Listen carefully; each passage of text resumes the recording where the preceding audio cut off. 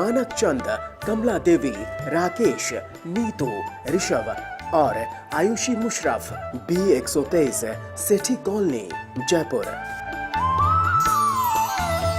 Shri Parshvanath re rolling mills limited, Durgapur 1, Vardhaman, West Bengal. Amita Jain, पत्नी अनिल कुमार जैन, संगीता जैन, पत्नी विपिन कुमार जैन।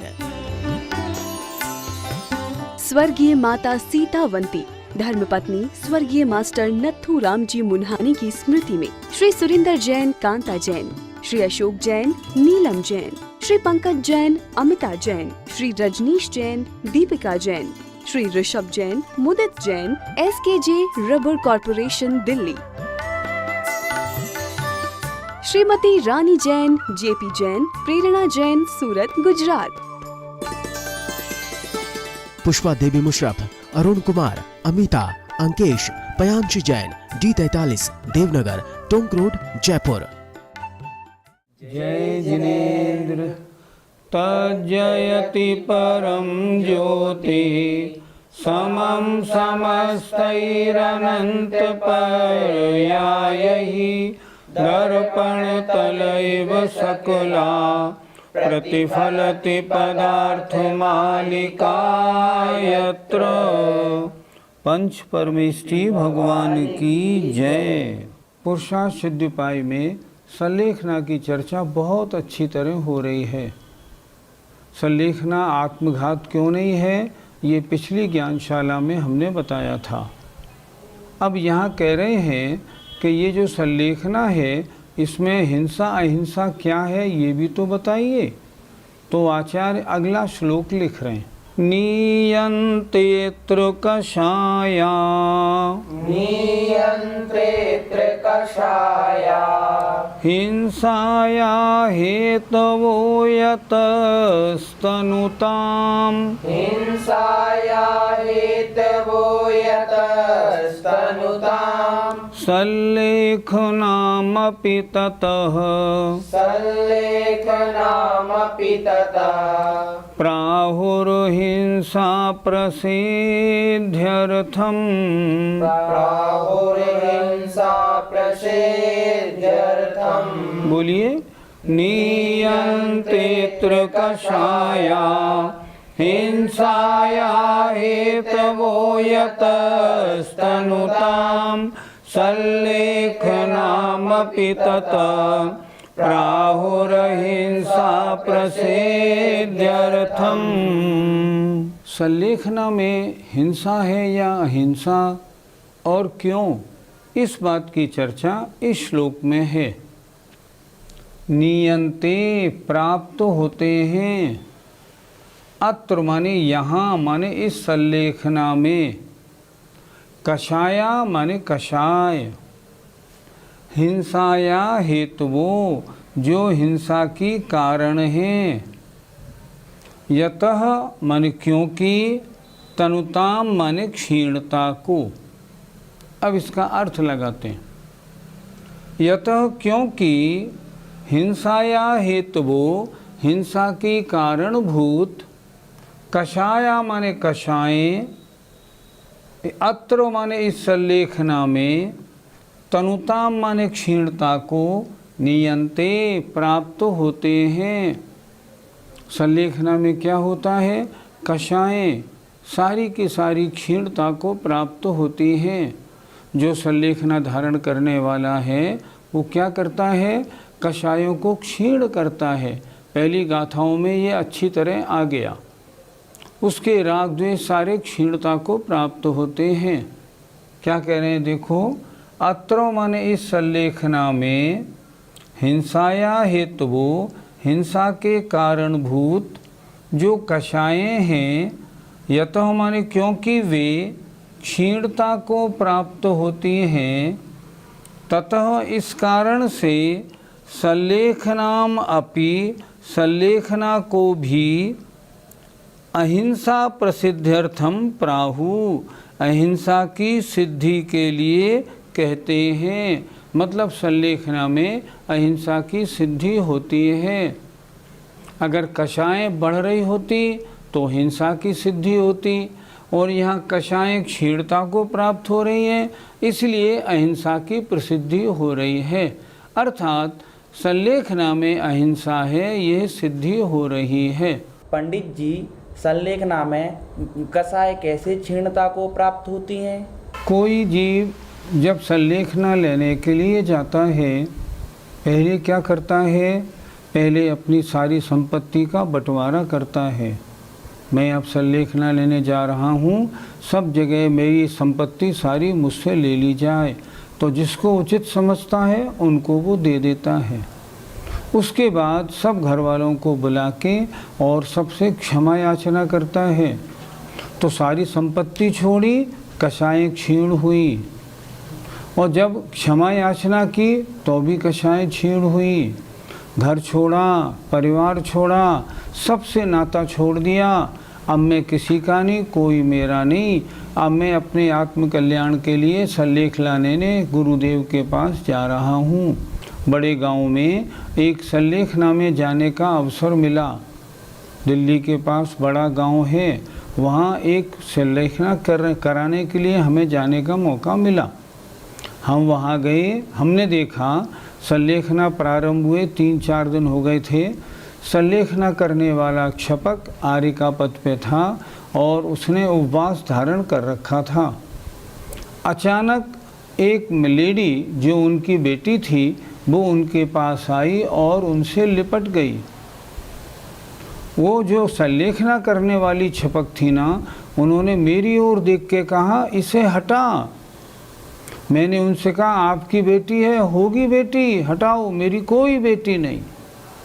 मैंने कहा देखो तो इनके परिणामों में अब राग वगैरह कुछ नहीं शेष रहा। जब एक रत्तीबाई जी थी, पहले जबलपुर आश्रम की अधिष्ठाता रत्तीबाई जी ने मुक्तागिरी में संलेखना स्वीकार की थी। संलेखना स्वीकार करने को उनकी संलेखना चल रही थी, 2-3 दिन ही हुए थे। घर वाले आए और उनके सामने रोने लगे। अब आप चली जाओगी, हमारा क्या, हमारा कैसे, हम तो आपके हैं, ऐसे रोने लगे, आंसू बहाने लगे। थोड़ी देर बाद आचार्य श्री आए तो रत्तीबाई जी ने हाथ जोड़ के कहा, आचार्य श्री, मेरे कमरे में मेरा परिवारी एक भी नहीं आना चाहिए। ये लोग मेरी समाधि को बिगाड़ते हैं, ये लोग मुझ में राग द्वेष उत्पन्न कराते हैं।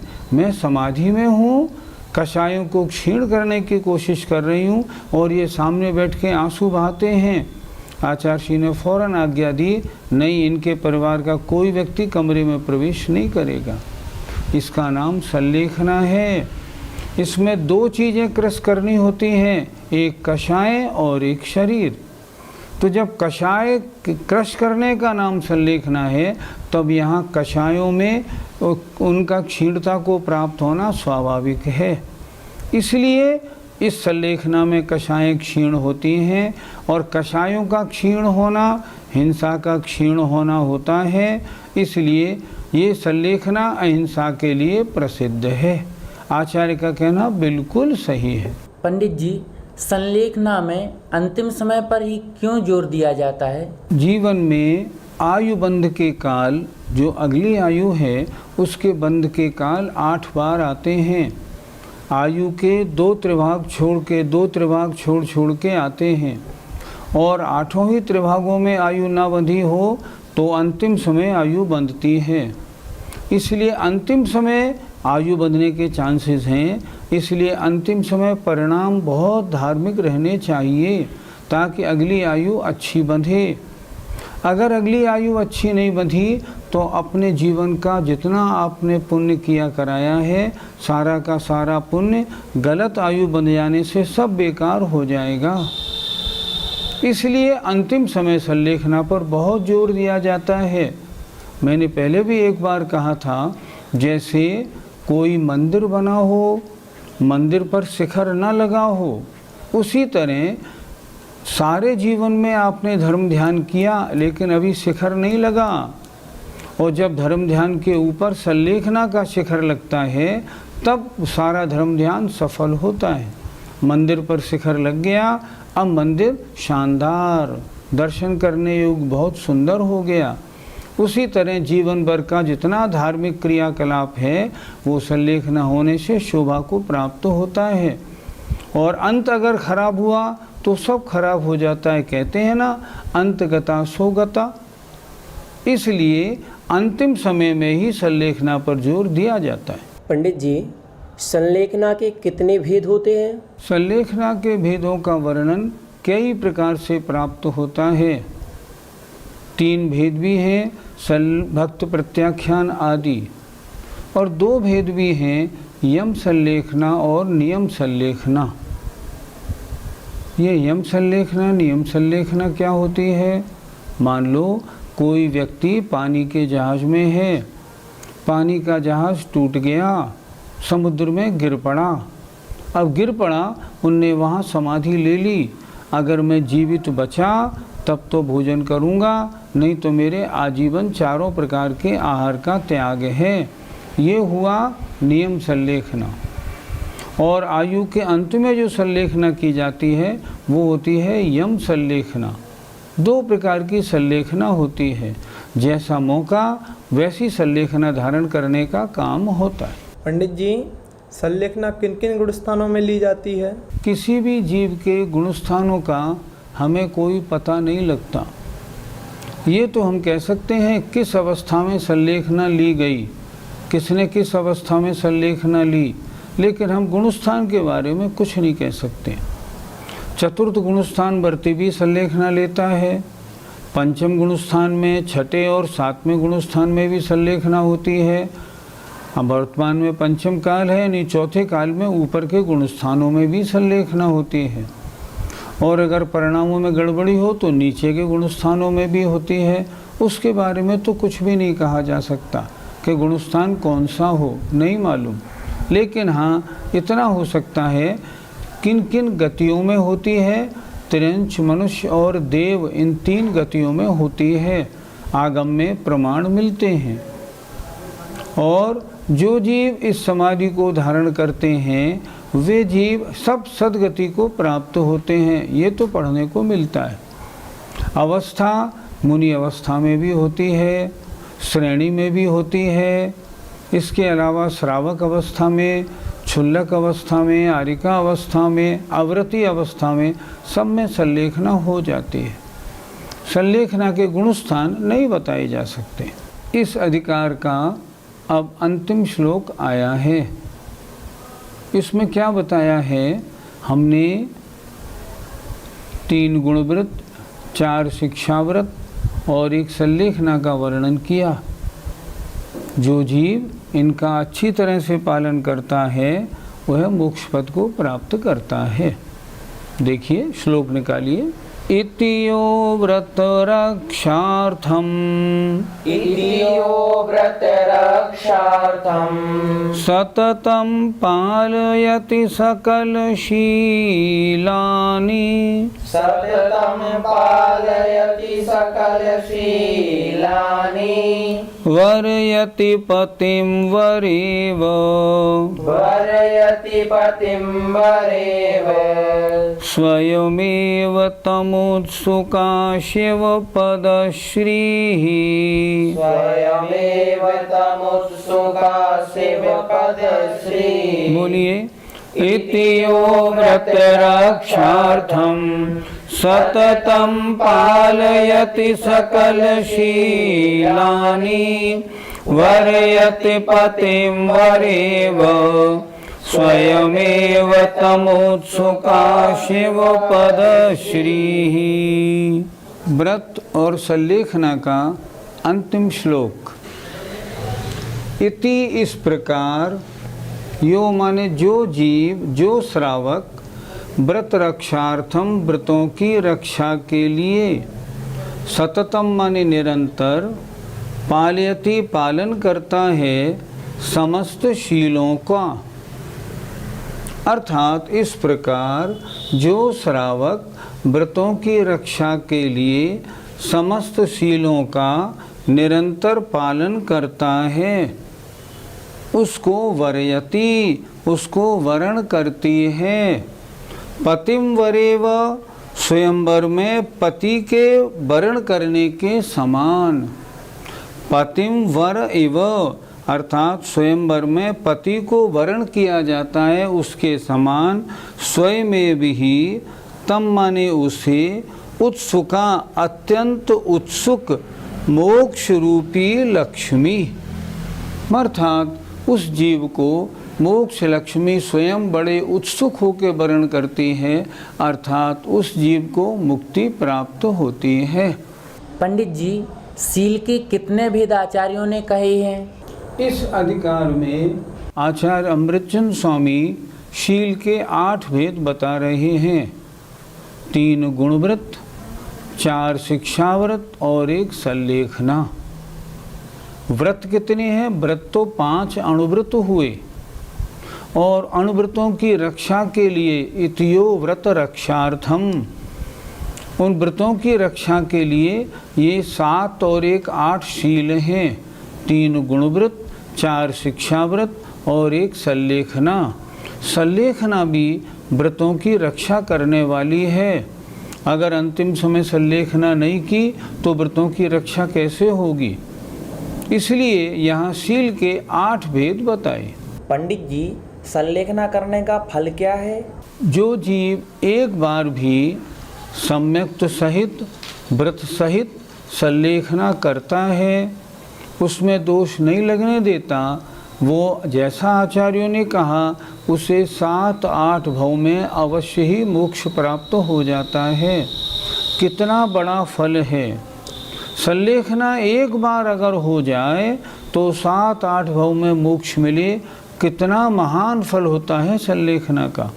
इसलिए आचार्य कह रहे हैं सल्लेखना करने वाले को, इन शीलों को पालने वाले को तो जो मोक्ष लक्ष्मी है वो स्वयंवर में जैसे कन्या माला डालती है ऐसे माला डाल के उनका वरण कर लेती है, अर्थात उनको मोक्ष प्राप्त होता है। पंडित जी, किसी श्रावक ने संलेखना धारण की और वह मुनि पद को धारण कर लिया, और मुनि पद को धारण करने के साथ साथ वह 4 या 5 घंटे में मरण को प्राप्त हो जाता है, तो क्या उसकी समाधि मुनि पद के अंतर्गत आएगी या श्रावक पद के अंतर्गत आएगी?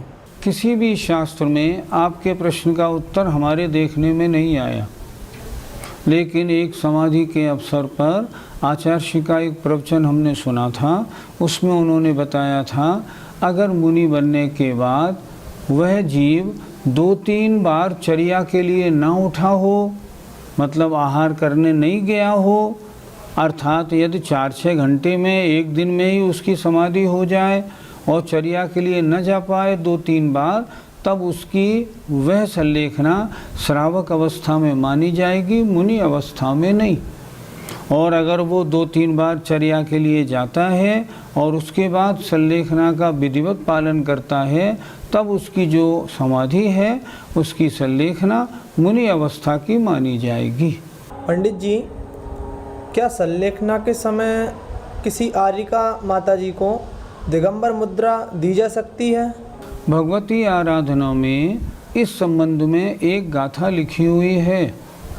उसके गाथा के अर्थ में यद्यपि अर्थ लिखने वालों ने ऐसा लिखा है कि अंतिम समय आर्यिका माताजी को दिगंबर मुद्रा दी जा सकती है, पर सही बात तो यह है उस गाथा से ऐसा अर्थ नहीं निकलता। अगर गाथा पढ़ के देखा जाए तो गाथा में तो स्पष्ट उल्लेख ये मिलता है कि नहीं, उनको दिगंबर मुद्रा नहीं दी जा सकती। क्यों नहीं दी जा सकती? क्योंकि जो महिला होती है वो महिला स्वभाव से लज्जाशील होती है। अगर उनको दिगंबर मुद्रा दी जाएगी तो संकोची अवस्था में रहने के कारण उनके वो लज्जा सारी उनकी सल्लेखना अवस्था में उनके मन में एक शल्य उपस्थित करती रहेगी। इसलिए सुधा सागर जी महाराज के पास जब गोष्ठी लगी थी भगवती आराधना की, तब सुधा सागर जी महाराज ने अपने प्रवचन में भी ये कहा था कि किसी भी शास्त्र में आर्यिका को अंतिम समय दिगंबर मुद्रा देने का वर्णन नहीं पाया जाता, अतः ऐसा नहीं करना चाहिए। पंडित जी, संलेखना के इस प्रकरण से हमें क्या शिक्षा लेनी चाहिए? आपका प्रश्न आपके लिए नहीं, जितने भी हमारे श्रोता हैं जो ज्ञानशाला सुन रहे हैं उन सबके लिए भी बहुत महत्वपूर्ण है। ज्ञानशाला सुनने वाले अधिकांश श्रोता कैसे होते हैं? जिनकी उम्र 40, 50, 60 से ऊपर की होती है। अधिकांश श्रोता ऐसे होते हैं। उन सबको ध्यान से इस बात को सुनना चाहिए। मरण तो अवश्यंभावी है। जिसने जन्म लिया है वो मरेगा ज़रूर। और ये भी हमारी ये पक्की बात है, हमारा मरण अच्छा होना चाहिए। क्योंकि मरण खराब हुआ और दुर्गति में गए तो एक बार दुर्गति में गए, उसके बाद कोई ठिकाना मिलने वाला नहीं। तो फिर हमें करना क्या है? ये प्रकरण जो पूरा सल्लेखना का हुआ, ये हमें क्या सिखा रहा है?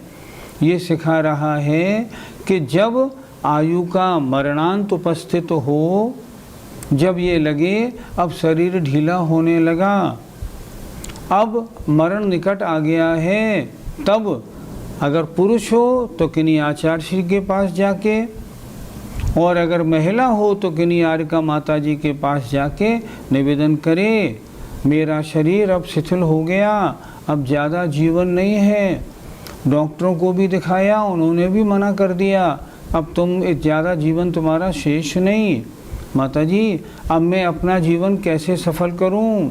आचार्य श्री मुझे अपनी शरण में ले लीजिए, मेरी विधिवत सल्लेखना करा दीजिए, अपने को उन्हें सौंप दे। और फिर वो जैसे कहें, शेष समय जो बचा है, मान लो महीने, 2 महीने, 4 महीने, शेष समय उनके अनुसार गुजारे।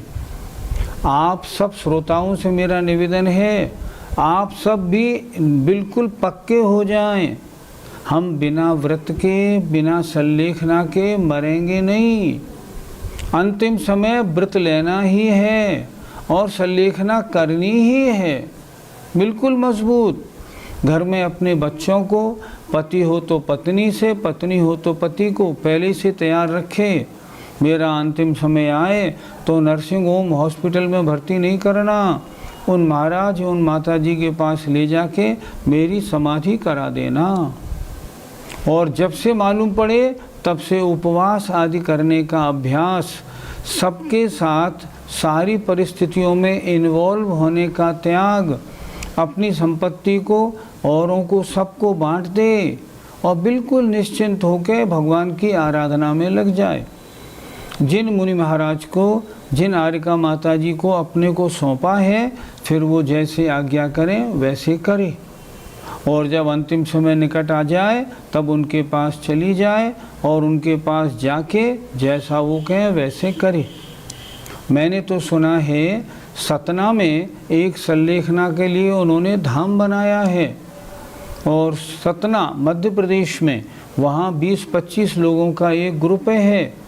उन्होंने ये नियम बना रखा है, जहाँ के लोग किसी वृद्ध महिला या पुरुष की सल्लेखना कराना चाहें, उन्हें मात्र सूचना दे दें और वहाँ तक छपक को पहुँचा दें।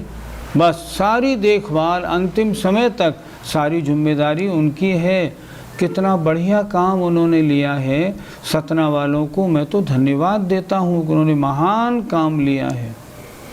आचार्यों ने लिखा है शास्त्रों में, एक व्यक्ति की सल्लेखना कराना 1 करोड़ नवीन मंदिर बनाने के बराबर है। बहुत सुंदर काम लिया है। सतना वाले सल्लेखना धाम के लिए बधाई के पात्र हैं। हम और आप सब भी समझ लें, अगर घर वाले टाइम न दे सकें तो घर वालों से कह दें, भैया वहाँ पहुँचा दो ताकि हमारी विधिवत सल्लेखना हो जाए। अभ्यास पहले से बनाएं, वृद्धावस्था आती जाए, उपवास करने का अपना अभ्यास बनाते जाएं, क्योंकि कोई भी सल्लेखना बिना 2-4 उपवास के होती नहीं। और उपवास का अभ्यास नहीं होगा ना तो सल्लेखना कैसे हो पाएगी। इसलिए अभी से अभ्यास बनाएं और मन में संकल्प रोज बोलें, दिन रात मेरे स्वामी ये भावना में भाऊं। रोज बोलिए और मजबूत हो जाइए। बिना सल्लेखना के मेरा मरण नहीं होगा, मैं मरूंगी नहीं, मेरा तो मृत्यु महोत्सव मनाया जाएगा, ऐसी भावना बनाएं। अगर आपने इस चैप्टर को सुन के टीवी के ऊपर सुना है और धारण किया है, तो ये आपका सुनना और धारण करना कब सफल होगा?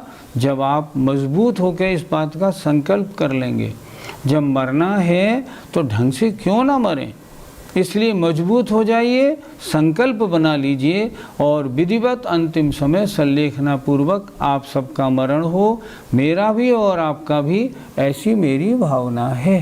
जय जिनेंद्र। मानक चंद, कमला देवी, राकेश, नीतू, ऋषभ और आयुषी मुशरफ, B123, सेठी कॉलोनी, जयपुर।